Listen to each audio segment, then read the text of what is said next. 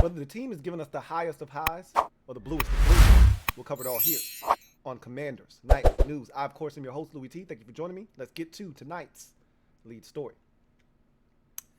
Happy Halloween to those of you who that means something to. 3 in a row for the boys. Feels good, feels good, feels good. Victory Monday never felt so sweet. We literally grabbed a victory from the jaws of defeat. 3 in a row for the good guys. Back to 500 on the season. 4-4. I can't remember, and you guys can do the homework and you guys can tell me that I'm wrong, but I can't remember a Washington team this early in the season. When I say early, I'm talking, 6 to 8 weeks in being at 500 with a chance to exceed 500. Normally, we don't have this kind of conversation until week 12 or 13.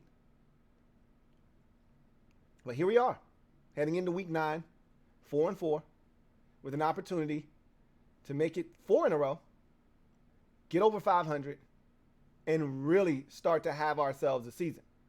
Before we even get to any of that, we must celebrate the game that was Sunday's 17-16 victory over the Indianapolis Colts. I'm still in awe of that victory. Still can't believe we won that game.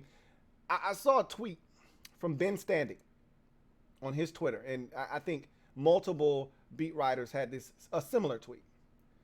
But it said Washington had been 1 in 134, some ridiculous number, right? 1 win and 134 losses when down by 2 scores with 5 minutes or less to go in the game.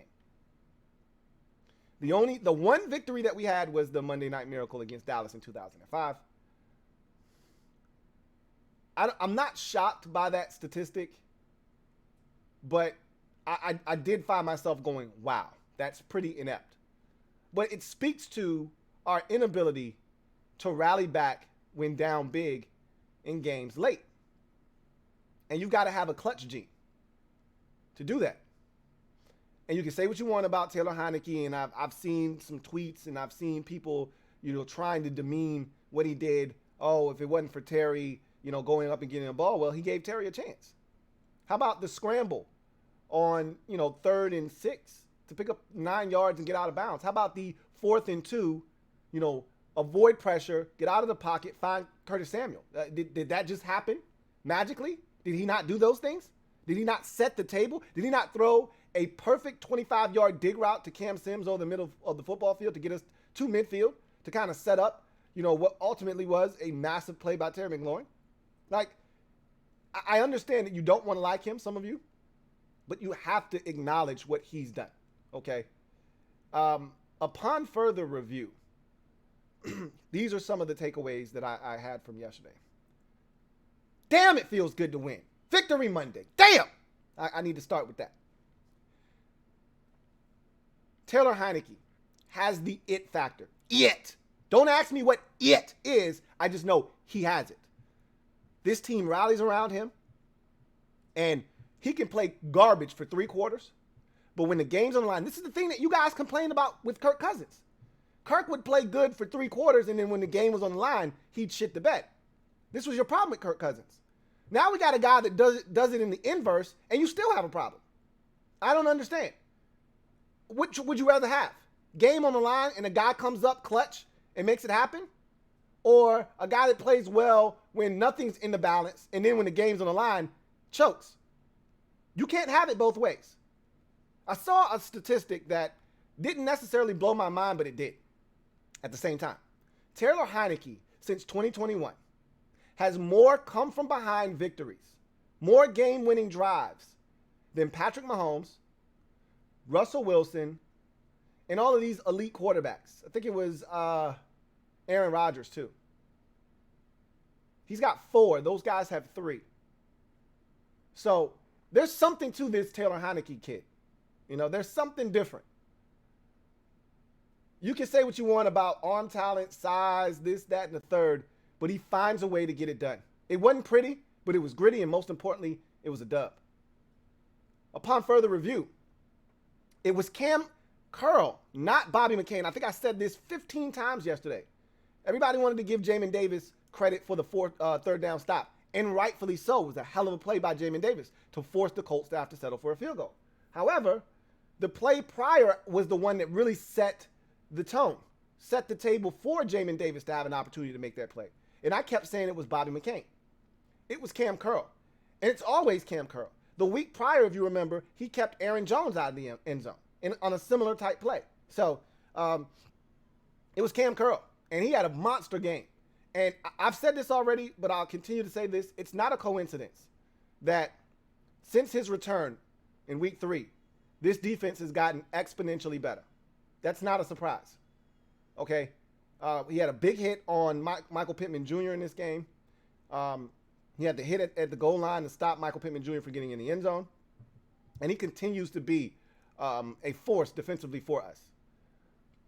Upon further review, Terry McLaurin is him. He's him. The guy is clutch.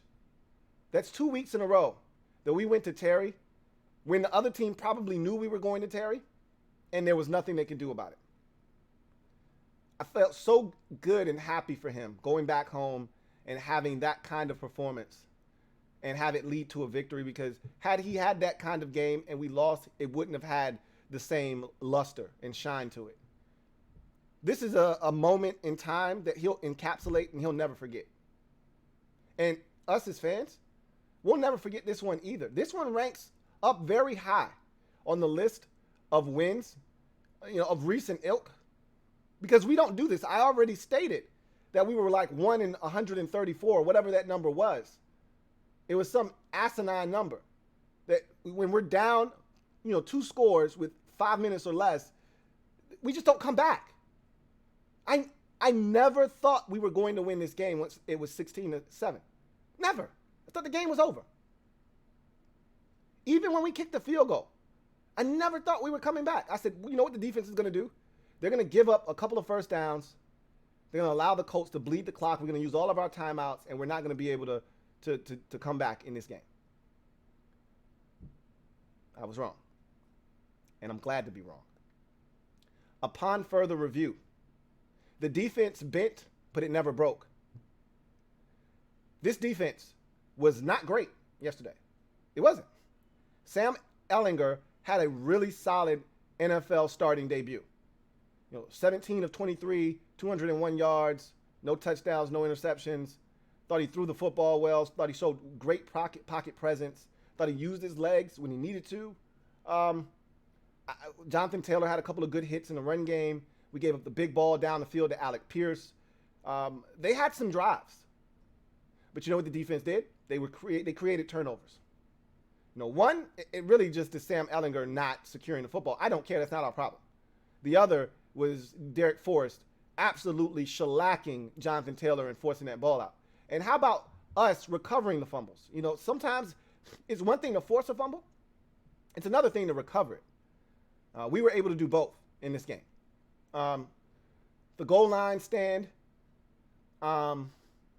keeping the Colts out of the end zone on 2 of their 3 red zone trips. This defense gave us a chance. It wasn't the prettiest performance by the defense, but then again, when is it ever all of that, all pretty and glorious defensively for us? It never is. But once again, just like last week against Green Bay and the week before that against the Chicago Bears, they got the job done. You'll take it. Upon further review, I don't think I need to say this, but I'm going to say it anyway. Antonio Gibson's the best back that we have. And I know a lot of you want him to go back to being RB1. And he started the game. I don't know if you guys paid attention to that, but he started the game off as the lead back. So I think it's a fluid situation, but I'm not here to argue about who gets more touches, this, that, and the third. I like the role that they have him in right now. I'll just leave it at that. I like the role that they have him in. Upon further review, Curtis Samuel quietly has become a big weapon for this offense. So often we talk Terry McLaurin, and we should. He's scary, all right? is Terry McLaurin. However, Curtis Samuel, never ever trust a man with two first names, has quietly become as reliable a target as Terry McLaurin. Had some big catches last week against Green Bay. Had another massive catch on a 4th down in this game. Continues to use creativity to get him the football in space. We ran a speed option to him in this game, and he made it count. We gave him a jet sweep in this game. He made that count. He's becoming quietly a massive weapon for this football team. Whether you want to acknowledge it or not, he's just as vital to this offensive success as Terry McLaurin. Now, McLaurin, as we know, has the ability to stretch the field. We really haven't seen that from Curtis. He does a lot of his work underneath, but it's just as important to move the sticks.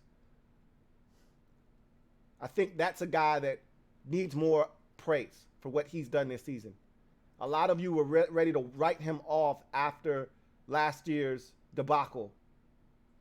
I think he needs to be shown some love. I don't think he gets enough of it. I think some of you take him for granted. That's a mistake.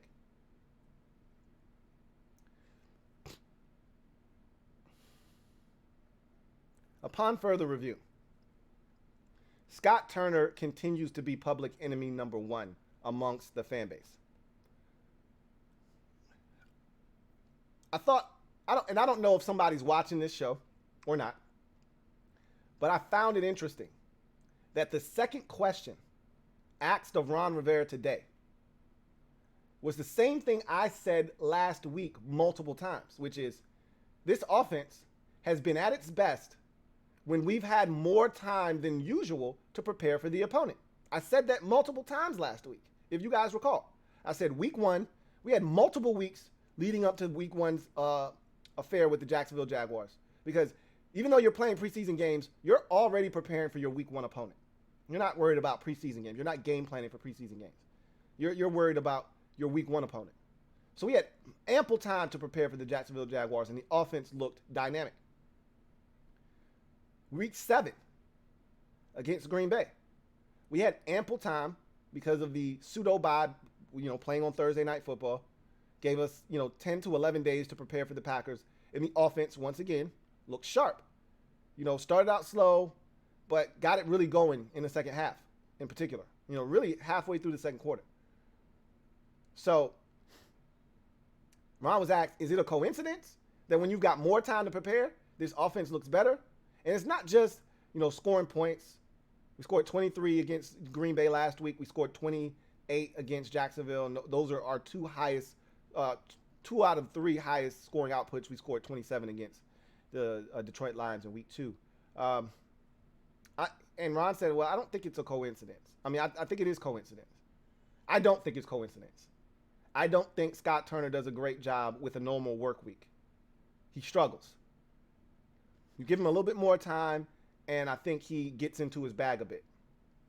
He wasn't terrible in this game. A lot of you wanted to kill him after this game, and there's reason to be upset because they continue to force the screen game on us. It has not worked. Our linemen don't do a good job of getting out and getting blocks and getting a body on a body. They continue to find themselves behind the sticks, which is why we were terrible on 3rd down once again in this game. I think we ended up 2 of 11 in this game. A far cry from the 7 of 16 that we were, I believe, a week ago against the Packers. But I thought he was creative in the run game to an extent. We saw a tight end screen, which I've been crying about for, the last 2 months essentially. Haven't seen one since week 1. Amani Rodgers makes a great one-handed stab and then proceeds to run for like 17 yards. The guy needs more opportunities. I don't know why it took as long to get it done, but Scott Turner remains a pariah. And he probably should be. Upon further review, Taylor Heinicke is the most polarizing figure in this organization since Kirk Cousins. You've got a lot of people that believe in this guy, want to see him get a fair shot to be the starter here in Washington. You've got a number of people that feel like, hey, great story. He's nothing more than a backup quarterback, but this is awesome. And then you've got the remaining group who thinks that this is fool's gold. He stinks, and this is just delaying the inevitable, which is we're going to ultimately need to fix the quarterback position, and he's stopping us and hurting us by helping us win football games, which you know how I feel about that. That to me is a loser's mentality. But that's nor here nor there. The bottom line is he's a lightning rod, is Taylor Heinicke. And so it's becoming increasingly harder and harder for you to take him out of the lineup when Wentz is ready to come back. We'll see what decision that they ultimately make. We've still got 2 more weeks of Wentz being on IR, so they don't have to make a decision. But understand that a decision will have to be made eventually. And Ron said, we'll cross that bridge when we get there. You're going to get there sooner rather than later. And if this continues, I don't know how you take him out of the lineup. I'm not saying. I'm just saying. Big win by the Commanders, 17-16. I'm still like on cloud 9 because we don't do this. And that 1 in 134 or 38 or whatever it is speaks to that. We don't do this. We don't win games in this manner, in this fashion. That's for everyone else. That's not for us. We don't get the storybook ending in games like this. Wow. What a victory. We're 4-4. Back to 500. How sweet it is. In other news, Ron Rivera spoke, Victory Monday presser. Some nuggets from the Victory Monday presser. Most of them injury related. Ron was a little salty after the game, despite the victory. Was still a little salty this morning or this afternoon after speaking with the media about guys freelancing defensively. I have no idea what he's referring to. I'll watch the film and maybe I'll see some guys out of position. I'm assuming he's talking about Sam Ehlinger and his ability to scramble and guys not staying in their rush lanes. That's my assumption. I can't confirm nor deny that. But he almost hurt us on a 3rd down where he was able to use his legs and Daron Payne was able to touch him down short of the sticks, which forced him to punt. But if he gets that 1st down, it severely hampers our ability to come back and win this football game. As you saw, we needed every single second that we got. And if they were able to get that 1st down, one of 2 things would have happened. Either we would have had to burn our timeouts, leaving us with no timeouts available, which we saw what happened against Tennessee. Having no timeouts didn't allow us to run a quarterback sneak. Or, and I don't know if you run a quarterback sneak from the 2-yard line. We were at the 1, so it's a little different. But run the ball in general was what you would have wanted to do against Tennessee down there. And we didn't have a timeout, so you couldn't afford to do that. Not until 4th down, at least. We never got to 4th down. So, I don't know what he's referring to.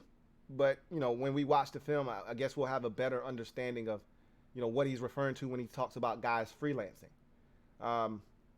But really, the biggest takeaway from the presser was Chase Young and the 21-day clock beginning on Wednesday. They're going to start that clock. Ron gave us explicit details as to how they're going to approach his recovery. Ron said they're going to integrate him back into practice by having him do positional drills. Once they take the field, he'll be a part of all of the install and all of the things that you do on a Wednesday. But when they take the field for team drills, he'll then go to the side field and continue to work there.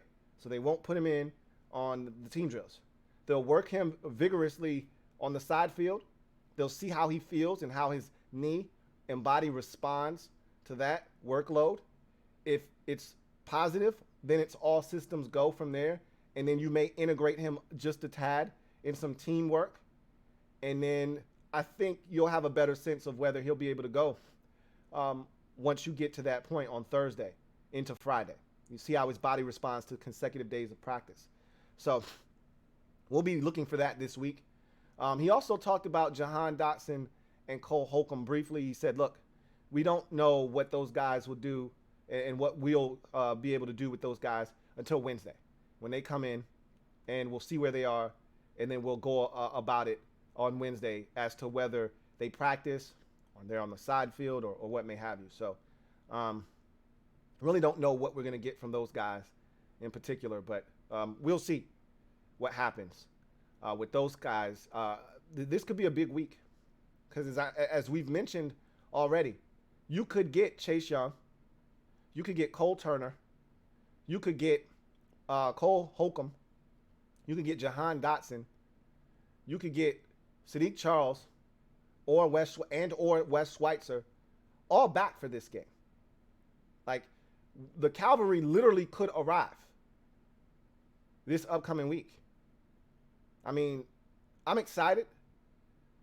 This is going to be a massive test, one of the biggest tests we've probably faced this season outside of Philadelphia. They're 6-1 on the Minnesota Vikings. So I'm anxious to see how we handle this. This is the first really good team we faced in a while. Now, I've seen stats of Washington's opponents are XYZ over 500 at the time of which they played those games.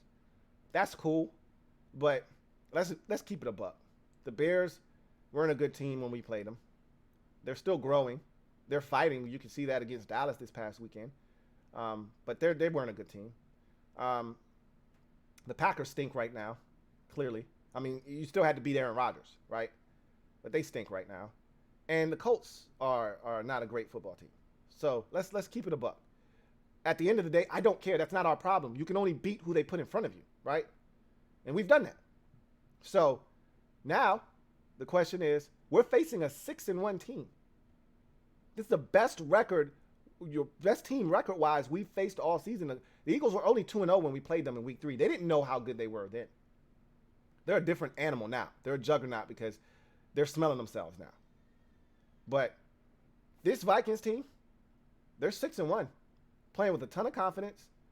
And I'm anxious to see. They're going to probably take Patrick Peterson and try to match him up with Terry. I like our odds. Another aging elder statesman corner trying to hold our young bull down. I like our chances in that matchup. But we will see. We got plenty of time to talk about the Minnesota Vikings. I don't want to bore you with that conversation right now because celebrate! Damn it. That's 3 in a row for the good guys. We're back to 500 on the season. Let's go have ourselves a season now. We were this close to being 3-5.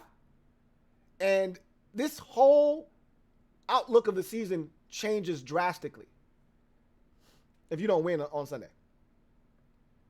Again, one of the most dramatic victories as a fan that you've seen. You've been a fan long enough. You haven't seen many of these. Wow. It wasn't pretty at all. But when we needed it the most, the offense came up big with 2 drives. And there were a couple of big 4th down conversions by Taylor Heinicke in this game. Massive. J.D. McKissic falling over his feet created a 4th and 2.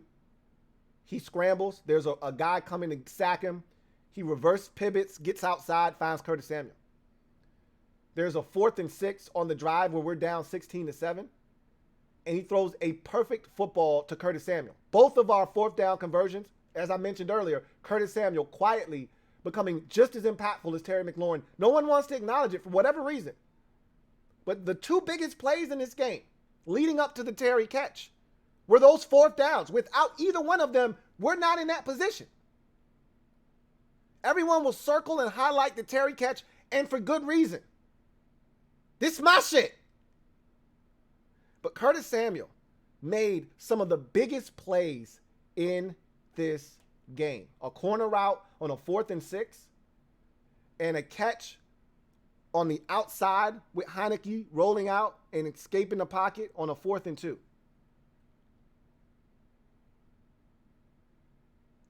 What a game. What a game, what a game, what a game. You can't keep living like this, though. And I don't know what we did to deserve some good juju because we've gotten some the last 3 weeks. But we've gotten some good juju, and I want to keep it going. But you got to be better than we were on Sunday. If you think you're going to score 17 points and you're going to win a bunch of ball games, good luck. We scored 12, 23, and 17, and we're 3-0 in these ball games. Don't ask me how we managed to do that, but we did. I'm here for all of it, though. Sign me up. I don't give a shit if it's 6-7 or 6-3 rather, 7-6. As long as we win, we got one more point than the opposition on the scoreboard. Sign me up. Damn, it feels good to be a winner. We'll talk more about this division as a whole because there's a lot to say about that. We're finally a part of the mix. Damn, this is what I wanted. I wanted this more than any other members of other fan bases. I wanted this. And now we're a part of the discussion. We need to stay there, though. It's not cool to just visit. I'm looking to build a residence there and become a member of this group of teams in this division that are playing good football. I'm not looking to visit. I'm looking to stay here. But we'll have that discussion tomorrow on the show. Man, soak this up. Enjoy. All right? That's going to do it for me, your man Louie T, here on Victory Monday. This is my shit. We 3-0 in our last 3. I said this about 2 months ago. I said Ron's good for a 4-game heater. I would love it if that 4-game heater turned into like a 6 or a 7 this year. Somebody said this to me yesterday. I don't remember if it was on the overtime show or not overtime, the post-game show, or if somebody DM'd me or what, but somebody said, I want to say it was my guy King of the North, hit me up with a DM, and he said, Heineke is 9-8 as a starter for the Commanders, which is great. But he said his struggles have come against NFC East, which we know this to be a fact. I don't know if he beat any NFC East opponents other than the Giants last year. You know, I think he got swept by the Cowboys. He got mopped by the Cowboys twice. And we barely lost to the Eagles twice. He didn't play in the first one. That was the Garrett Gilbert game, COVID game. And then we lost late in the season when there wasn't really much to play for there. In a close game, he threw a pick late to give the Eagles the victory. So he needs to play better in those NFC East games. But again, that's another discussion for another day. Soak this one up. Enjoy this one. We don't get these very often. These types of wins, they don't come around very often. I've already laid that out. So celebrate. We're 500. May not mean much to other teams. That means a hell of a lot to us. Let's go have ourselves a season now. Why don't you? I'm your man, Louie T, signing off. I'll see you guys tomorrow on the Commanders Nightly News program. Feels good, feels good. 500. 4-4. 3 straight. I'm loving it. Ba-da-ba-ba-ba. I'm loving it. Here comes the diesel. Here comes the diesel. There's the snap, hand to Riggins. Good hold. He's got the first down to the 40. He's gone. The 35, the 30, the 20.